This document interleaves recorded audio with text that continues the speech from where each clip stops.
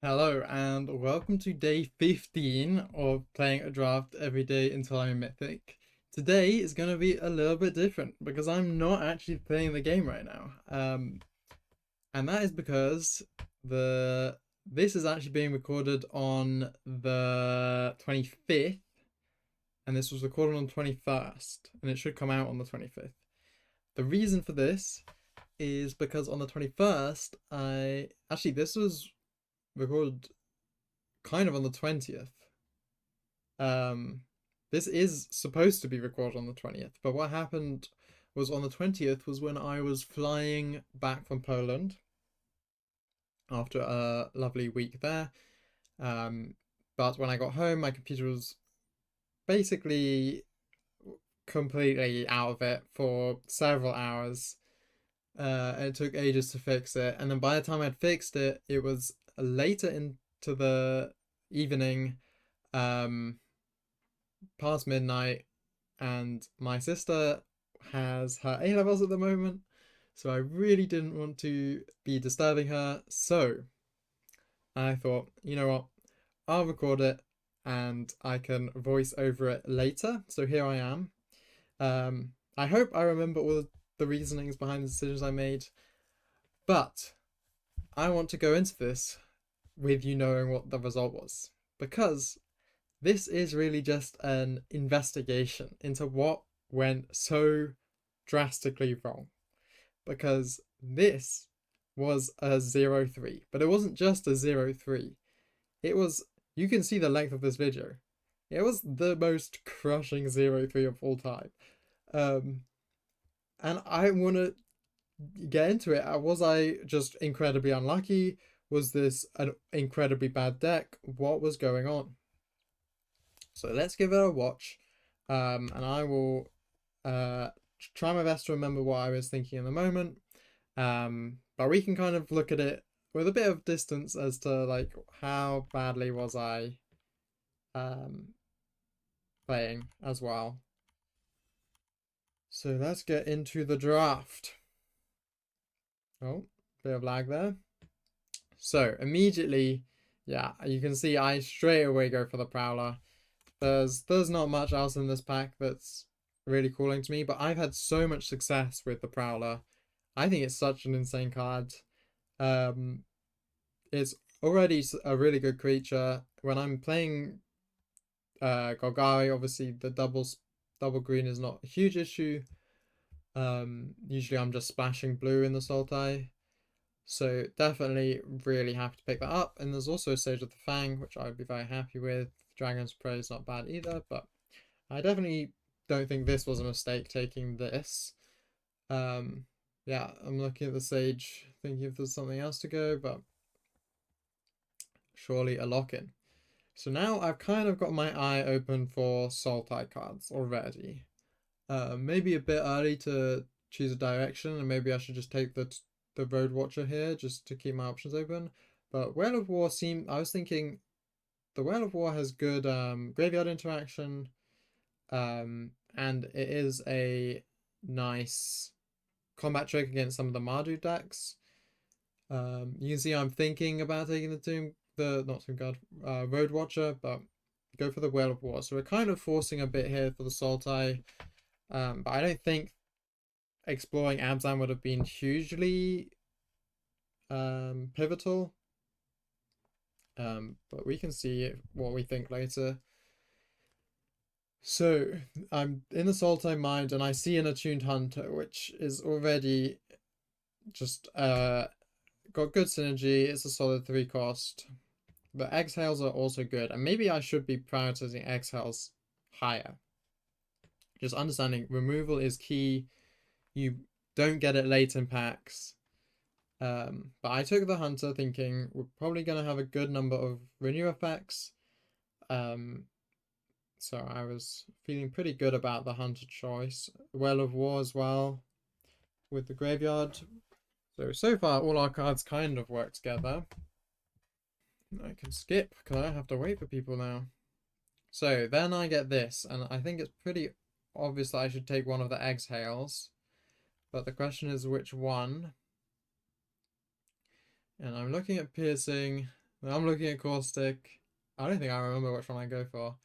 We go for piercing. I think that's good. I think you have a good access to Death Touch in Sultai.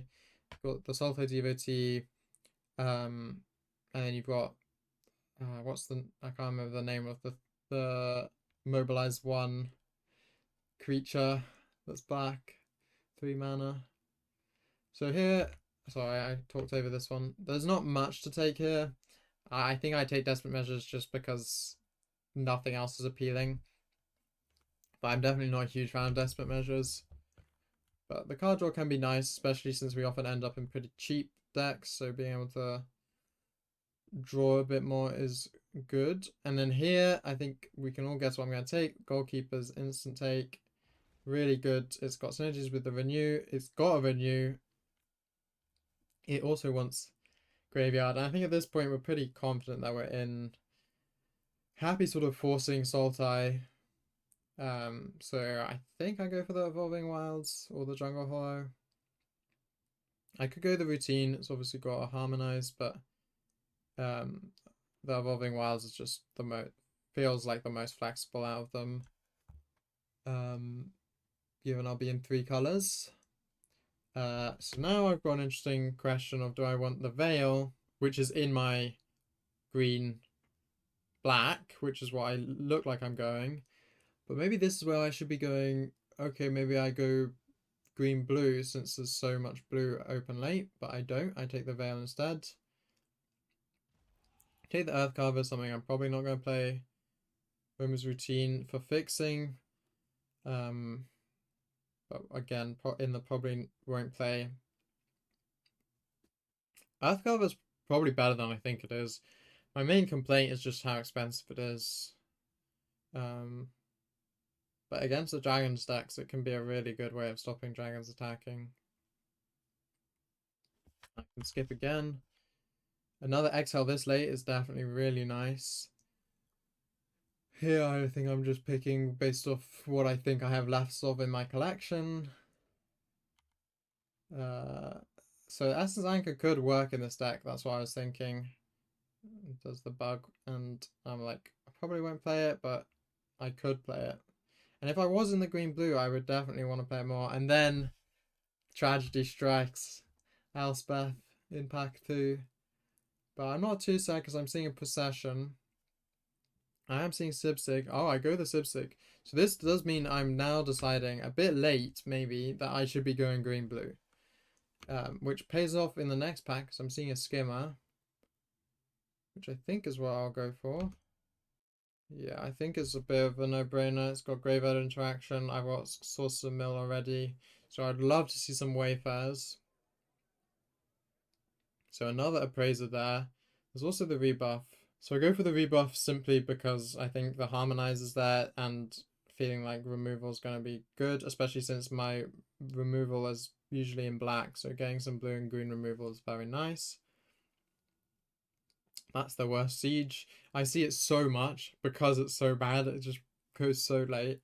I think at this point I'd take it just for the collection and thinking, you know, I'm playing green blue. There's a chance I can play it, but definitely don't want to be playing it. So now if we are in green blue, the Caustic Exile definitely falls in value. So I take the Sentinel for fixing. We get a Devotee, which is great. That makes our exiles way better. Makes our fixing situation a lot better. Always happy to see it's a Devotee. So you can see I'm separating the black, so I don't think I'm going to play it.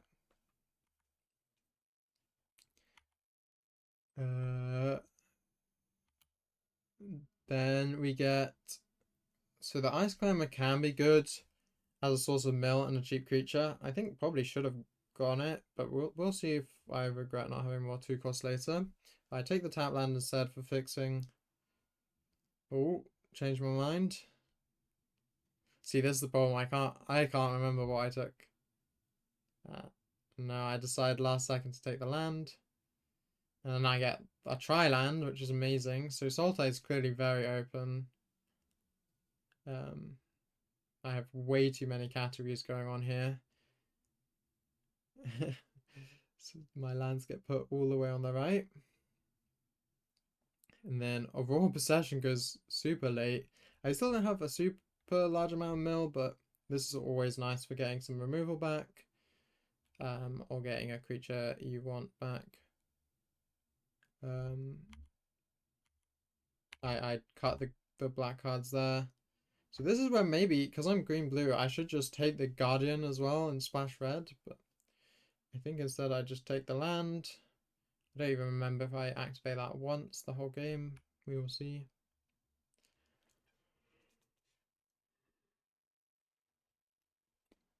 And here, a Sipsig Appraiser in pick 11. Clearly, people are not taking that super highly.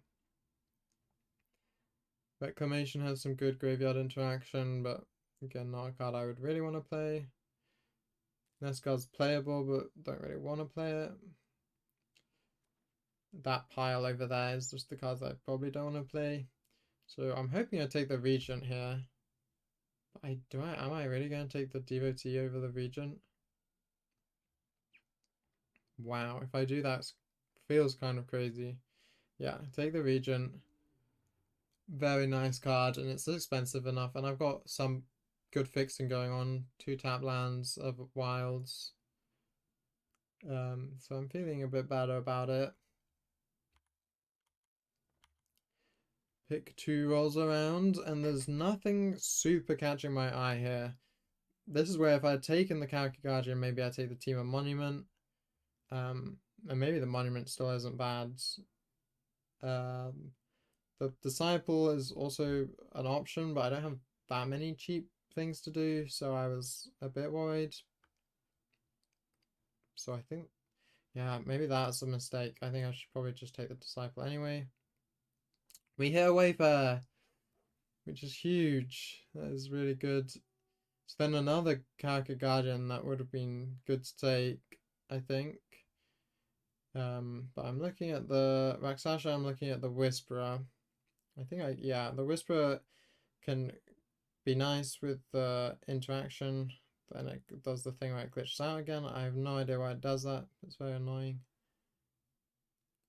And now we get Sage of the Fang, which is one of my favorite cards in Sultai and in Golgari, so very happy. And then I get a Fangkeeper's Familiar. So you can see I feel like looking at this draft, I have some good cards here. Fangkeeper Familiar, Goalkeeper, Prowler, Scavenger Regent. I have some good 3-costs to keep me in the game early. I'm thinking, do I want the Sculptor, or do I have too many renew effects that I'm just going to be getting rid of stuff I want? But I think I end up going it. Excuse the yawns. I shouldn't be this tired. I'm recording this in the morning. Sorry, I'm really bad at doing this YouTube thing. I'm so used to actually having to wait for people, but now I can just skip forwards. So I just take the one card that's the right colors. Actually, I don't, because I decided I'm not going to play it, so I'd rather take the uncommon. Very happy to see the devotee come around. That was a miracle. And the disciple comes back around, so I guess I made the right choice. Some removal or the renew. And since I'm in blue-green, the Agent of Coaches feels like a good cheap play. And I think I end up taking, I don't remember. I take Focus the Mind. Or do I? No, I take the uncommon. I don't think I'm going to play it. So I should probably be playing some of these techniques and stuff just as more removal. So I have very little. So what do I do with my deck? Let's skip forwards a bit because I'm going to just be dithering around and I can't really narrate you through everything I'm deciding. So that we probably got to the point where I'm just choosing what to keep. I need to cut 3 cards out of Wingblade Disciple. So Wingblade Disciple and Bellringer feel like Jeskai cards, so I think that's why I want to cut them. Reclamation just feels bad. I don't think it's a good card. And then the Siege and the Anchor are just slow, I guess. The Anchor could work well with all my mill. If I had maybe more Wayfarers, the Anchor gets a lot better. I think I'd play the Anchor anyway. I think I'm basically thinking I'm playing one of these, and I think the anchor is superior to the rare, which is funny. Um, I just I don't think I want to be milling myself 4 cards that often. And milling the other player out doesn't really feel like a particularly good win condition. So when we go the anchor, I can skip forwards because I know what's going to happen. And then we're choosing the lands. And then we go into game 1. So, first hand, I think it looks alright. We've got... Well, actually, it doesn't look great, does it? No 2-cost. I need to draw a land. I don't know if I keep this. Maybe this is a mistake if I keep it. No, I mulligan. Don't get a 2-cost again. So maybe that was a keep. Because it's just not... I don't have many 2-costs, so having some good 3-costs certainly seems alright. So now I'm kind of choosing what do I want to keep. I think I choose to keep the Essence Anchor. I think that might have been a mistake. I think maybe I should have kept the Whisperer. I think my logic was that replacing the Whisper with another card, I'm unlikely to replace it with something better than Anchor, but I think I would have. So I think I should have kept the Whisper. So I'm on the play, down a card, and with 1 creature in hand and 1 removal in hand. And I'm against the Fleeting Effigy, so I'm like, oh, this is going to be a bit rough. But at least my Sage of the Fang can kind of defend against it. But I've got nothing to play for the first 2 turns. So it gives them kind of all the time in the world to get going. What do they do? Oh yeah, they play Sharken, which I'm like, oh, this is good because that's like a dragon card, so probably not going to be turning up the pace too much. And now I can play Sage of the Fang to defend against the Fleeting Effigy. Feels like maybe we can start getting going. We've got the Disciple as well. But then they detainment my Sage of the Fang and attack. So I'm like, okay, well, now I don't get the Renew either. It's kind of sad. And I can't use my Piercing Exile as well, so that's kind of sad. So I think I'm going to play my Essence Anchor. Which, oh no, I do the right thing, I think. Playing the Disciple definitely seems like the right thing to do when you know they're going to be playing a bunch of creatures out. And then it gets detainmented. So I'm like, okay, I had 1 creature in my hand. Then I had 2. And they both are gone. I can't get anything to stick on the board. So now I play the Anchor with nothing else to play. I can't use my removal because my removal is conditional on having creatures. At this point, I think I wanted to just FF, but I'm like, you know what? Play it out. Then they play a Vigilance Flyer. This becomes a Flyer. It does 4 damage. I'm like, well. Oh yeah, so then I mill the Cotus thinking I have to because I need something better. Draw a land. Is basically over. I can't add the counters to anything. I don't have any way of getting it out of the graveyard to create a zombie. And I just lose the next turn against FG. So that game, let's recap. I play a creature, it gets removal. I play a 3-cost, a 3-cost. They both get countered by removal. I can't play anything the first 2 turns because I don't have enough cheap stuff. And then I'm just completely out of action in my hand. So where did I go wrong? Is this unlucky or was there a mistake in my play? The first thing is like, should I have kept the first hand? Let's go back and look at the first hand. Would this have been doing much better? Obviously, there's a chance I just don't draw a land. But let's assume I draw a land. I play the Disciple.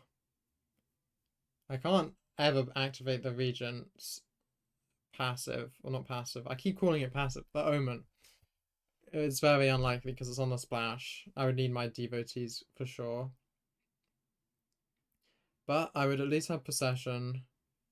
And I would have some creatures to play. But they would just do the same thing to my trawlers and my disciple. And maybe I would be able to play out a Regent. But I think I'd probably live one more turn. I could maybe Snakeskin Veil something. But I'm not sure that that would have been enough. But obviously you don't know what you would draw here. But maybe I should have kept this hand. If I have two lands, usually if I have two lands and I'm on the draw, I feel more confident taking it. But if I'm on the play, I feel like, and I don't have anything two crossed, I'm very worried that I'm just going to instantly lose the game. So I think it's not completely crazy to mulligan. And then once I'm in the game, I don't think there was really anything to do here. It's just, I mean, I can't do anything that turn. So if I had a two cost here, I play maybe, let's say, my Sultai DOT or something. They just play this. Then I play my Sage of the Fang, and I guess that would slow them down quite a lot. Because then they remove all this, but there's still a DOT, so maybe they don't attack as much. But yeah, I think you can see why this feels hard to play against, at least. Can't get anything down. So let's go to the next game.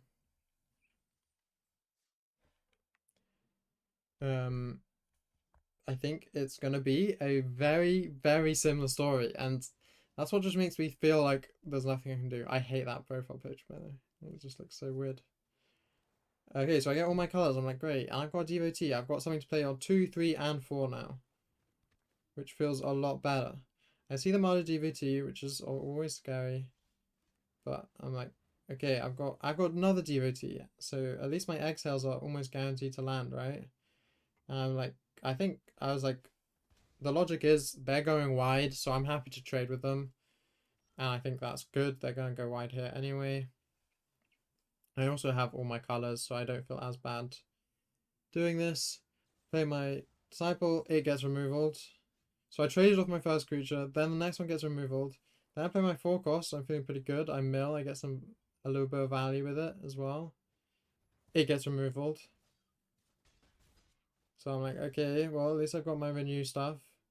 I've only got one creature left though, so it's a little scary. But I have a Veil, so that's good. I'm thinking about putting the Prowler on, but it's just a +1/+1 counter, so I think I should just keep up the Veil or Exhale, which I think is what I do. Which feels pretty good, because if they play something big, I can removal it. If they try to get rid of my DBT, I can keep it. It feels like, at least with my one creature left, is pretty well protected. And I'm like, well, it's my one creature. I can't afford to give it away, so I won't give it away. So I don't. And then they play a Nurture. And I'm thinking, well, they've gone pretty wide, but I don't think any of that is worthy of removal. So now I don't have any creatures to play. So I'm like, well, I can just get rid of one of their tokens, which could be nice if they've got some go wide payoff. I do just want to slow them down. I tap, which is probably my big mistake, but I thought by tapping and removaling, that gets rid of 2. Like, I would have just traded my devotee for one of those anyway. Then they play Pack Beast, they attack for 2, so I think that was pretty alright using my removal like that. I mill, I don't hit anything, so I think I decline, because a 2/2 can at least defend against quite a lot of what they have. And also declining gives me an extra thing from the Prowler, which is good. I keep up Veil. Maybe I should have used the Prowler there, just it would have made some counters. I use my Veil to keep something alive, which is nice. And then they don't attack. And now I'm kind of mostly out of action. So I play the Prowler, make a 5/5 on the thing that's not got Death Touch, thinking spreading it out is good. And they play the Vaxasha, which kills my devotee. Nothing I can really do there. If I had added to the devotee, it would have been the same story. Not really anything to do, because this would just look the same. I'd just have a devotee killing that. And we'd have no creatures, and so nothing to do there. So that was a bit slower. That was the longest game, I think. But you can see I played a 2, a 3, 4. They were all gone. Maybe my mistake was trading at the start my devotee for their devotee, but I think it's kind of hard to say at that point that I guess, yeah, maybe it was a mistake because I could attack for 2 as well. So at this point, yeah, I would just have like a devotee this whole time. I would have taken a bit more damage. So at this point, I'd have 2 devotees. I would have just been letting stuff through. I would have still had 2. But would I have been able to do anything at this point? I guess I would have had another devotee, so then when they attack like this, the devotee would have killed the vanguard, and the Wayfarer would have kept something alive, but I think I just died the next turn, to be honest. It doesn't look good. And the other thing is, like, that there's no way of me knowing that, like, for example, if they have killing the devotee. Oh, I went back way too far. It does have some benefits. Like, if they have a pack beast, it's more expensive. If they have some go wide payoff, it gets, less payoff. Um, I'm also against a quick deck. If you're trading even slightly down, like I'm using a 2 cost for a 1 cost, I feel like you slow them down a lot. Or at least that's my logic. Usually the person that trades evenly benefits because they're the one that um, gets to, the more you trade, the less damage people are taking, the less that's on the board, the longer the game goes. That's my thoughts. So I was thinking that was what I wanted. I wanted the game to go longer.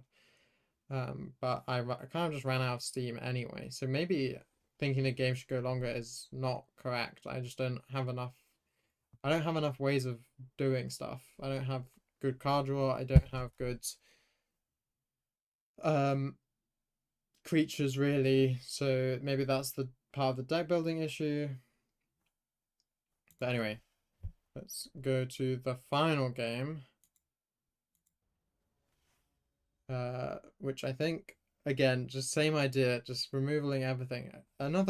So when you get 3 lands, it feels like an easy keep.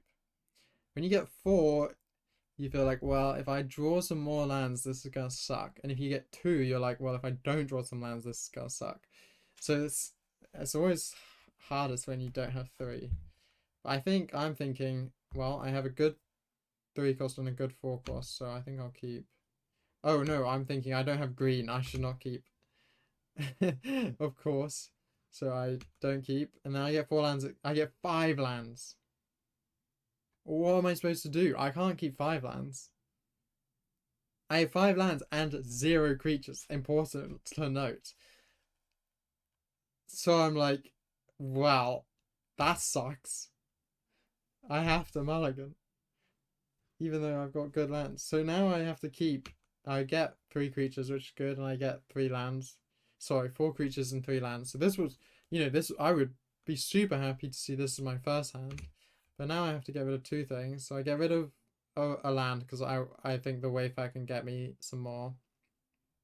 And then I know I'm going to get rid of a creature. So I think I get rid of Kotus. Yeah. Makes sense. I've got mana fixing now. I've got a way of getting more lands. And I have a 3 cost. So, and then I see Devoted Duelist. I'm like, not again. I play the Wayfarer.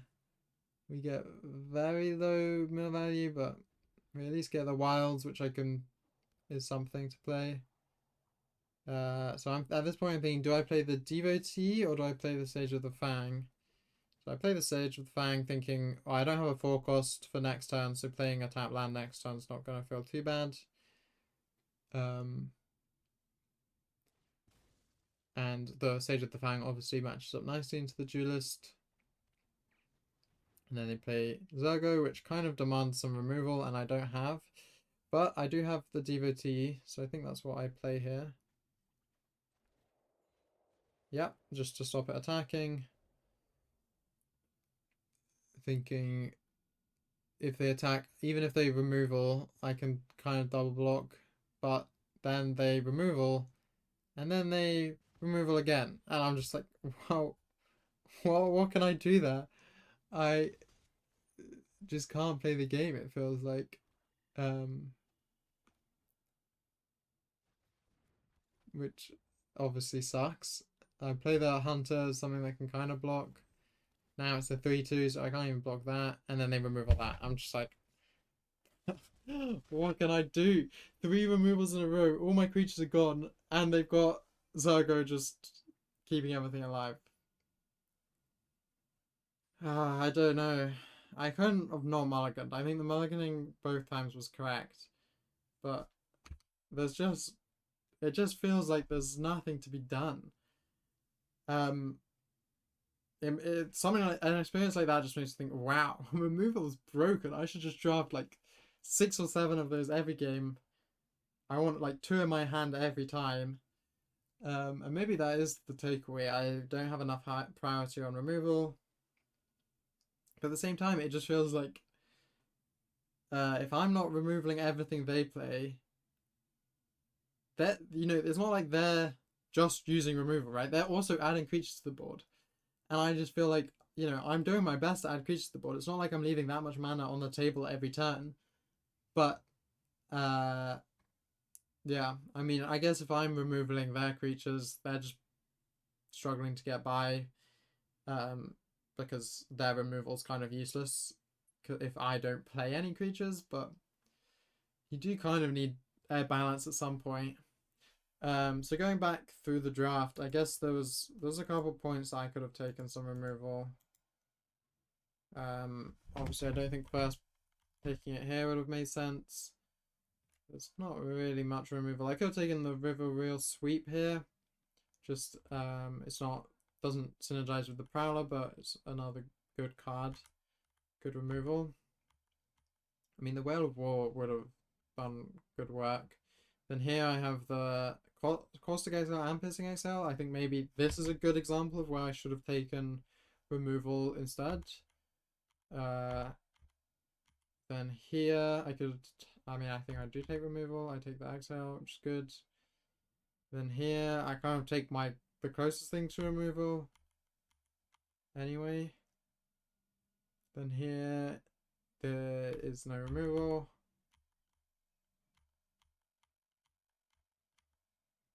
Then here there's... So this is where I could have pivoted a bit quicker, I think. Oh no, I take the Sibsig.